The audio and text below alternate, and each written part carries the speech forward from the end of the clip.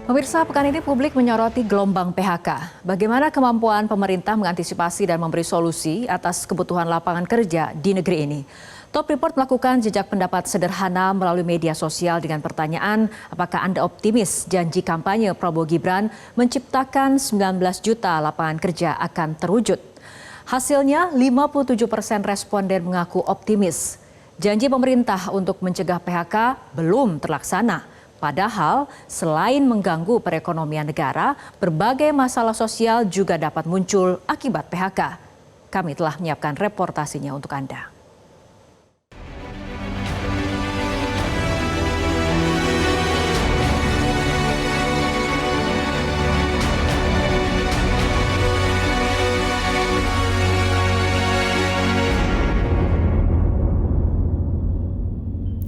Pemirsa, gelombang PHK yang kini sedang marak terjadi di berbagai daerah di Indonesia tentunya memicu keprihatinan masyarakat.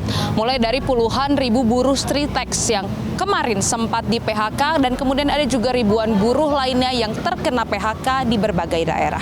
Gelombang PHK yang terjadi secara besar-besaran di mana-mana bukan hanya mengganggu perekonomian rumah tangga bagi para buruh, namun gelombang PHK ini juga dapat mengancam perekonomian negara hingga keamanan negara. Jumat pekan lalu, 10 ribuan karyawan PT Stritex akhirnya mengucapkan salam perpisahan. Pada 1 Maret 2025, tepat di hari pertama bulan puasa, PT Stritex Indonesia melakukan pemutusan hubungan kerja.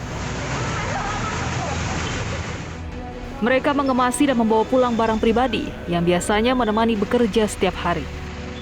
Sejumlah karyawan bahkan mencoret-coret seragam sebagai ungkapan kekecewaan dan untuk kenang-kenangan antar karyawan. Mereka layak kecewa karena pemerintah sempat menjamin tidak akan ada PHK. Adalah Wakil Menteri Ketenagakerjaan Immanuel Ebenezer yang berulang kali menyatakan komitmen melindungi karyawan dari PHK. Kemudian kan ada instruksi Presiden itu kepada Kementerian Industri, Kementerian Keuangan, BUMN, dan kemudian diikuti oleh datangnya Wamen Tenaga Kerja 2 kali dan memberikan pernyataan yang cukup serius itu bahwa dia akan mundur kalau terjadi PHK, ya kan? Ternyata sudah terjadi PHK sekarang. Dan tidak mundur. Buntut PHK massal PT Stritex, Komisi 9 DPR mengusulkan pembentukan panitia khusus atau pansus. DPR menilai pilot PT Stritex perlu mendapat perhatian khusus, seperti soal aset yang dimiliki PT Stritex yang tidak cukup untuk memenuhi hak pekerja yang terkena PHK, serta membayar utang 25 triliun rupiah. Kalau sampai dengan kondisi hari ini prosesnya dilelang atau segala macam, hancur semua, Mas. Saya rasa nilainya paling berapa? Dengan total kewajiban 20 triliunan kan? 25 triliunan. Aset yang ada kalau dijual dengan kondisi sekarang, ya paling sekitar 5 triliun. Itu kewajibannya 20 triliun. Belakangan, pemerintah kembali menebar janji manis bagi ex-karyawan PT Stritex. Pemkab Sukoharjo misalnya, menyebut ada sekitar 10.000 lowongan kerja yang tersebar di Solo Raya. Mereka yang tertarik melamar tidak perlu tes masuk karena sudah mempunyai pengalaman di PT Stritex. 10.133 lowongan kerja yang diminta kepada kami dari perusahaan-perusahaan yang ada di Sukoharjo dan sekitarnya. Memang ada di Selogiri, ada di Jaten Karanganyar ada, tapi ini tidak jauh dari Sukoharjo, artinya perbatasan dengan Sukoharjo. Usai rapat dengan Kementerian Sekretariat Negara, Kementerian BUMN, Serikat Pekerja PT Stritex serta kurator, Menteri Tenaga Kerja memastikan karyawan PT Stritex yang terdampak PHK massal akan dipekerjakan kembali dalam 2 minggu ke depan pada bidang yang sesuai. Bahwa dalam 2 minggu ke depan pekerja akan dipekerjakan kembali. Hal ini tentu bisa memberikan ketenangan kepada para pekerja yang terkena PHK. Saat ini Kementerian Ketenagakerjaan sedang mengawal hak-hak pekerja PT Stritex Group berupa hak atas kompensasi PHK dan berbagai hak normatif lainnya agar tetap terpenuhi. Namun Guru Besar UGM Profesor Tajudin mengaku sulit percaya janji pemerintah menyerap ribuan korban PHK pabrik dapat terlaksana. Oke, sektor mana yang menyerap? Karena sektor industri kita semuanya banyak yang sudah belum tikar.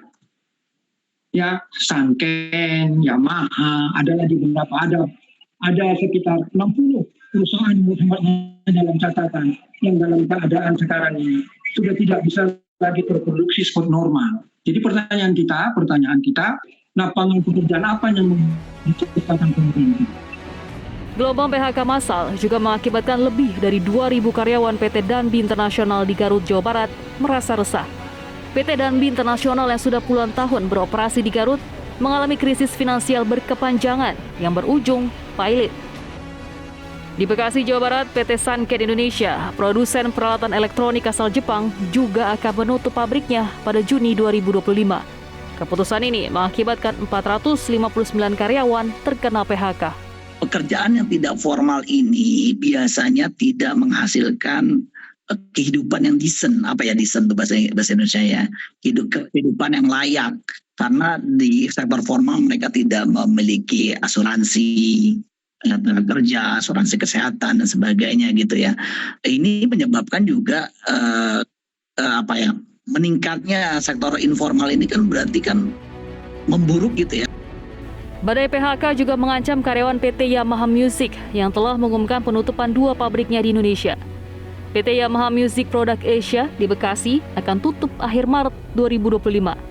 Sedangkan PT Yamaha Indonesia di Pulau Gadung, Jakarta akan berhenti beroperasi pada akhir Desember 2025. Gelombang PHK pada 2025 diprediksi akan lebih besar dari PHK 2024. Pada 2024, Indonesia mencatat 77.965 kasus pemutusan hubungan kerja atau PHK. Provinsi Jakarta mengalami jumlah PHK tertinggi dengan 17.085 pekerja terdampak.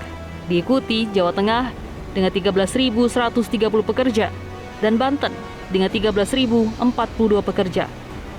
Sektor industri pengolahan menjadi penyumbang terbesar angka PHK dengan total 24.013 pekerja terdampak. Pada 2025 ini diprediksi gelombang PHK akan lebih besar. Menurut laporan dari Pusat Analisis Keparlemenan DPR RI, sekitar 280.000 pekerja dari 60 perusahaan di sektor tekstil berpotensi terkena PHK tahun ini. Selain menghancurkan perekonomian rumah tangga, PHK massal juga dapat mengganggu perekonomian negara. Pemerintah memperoleh revenue pajak dengan itu berbasis formal.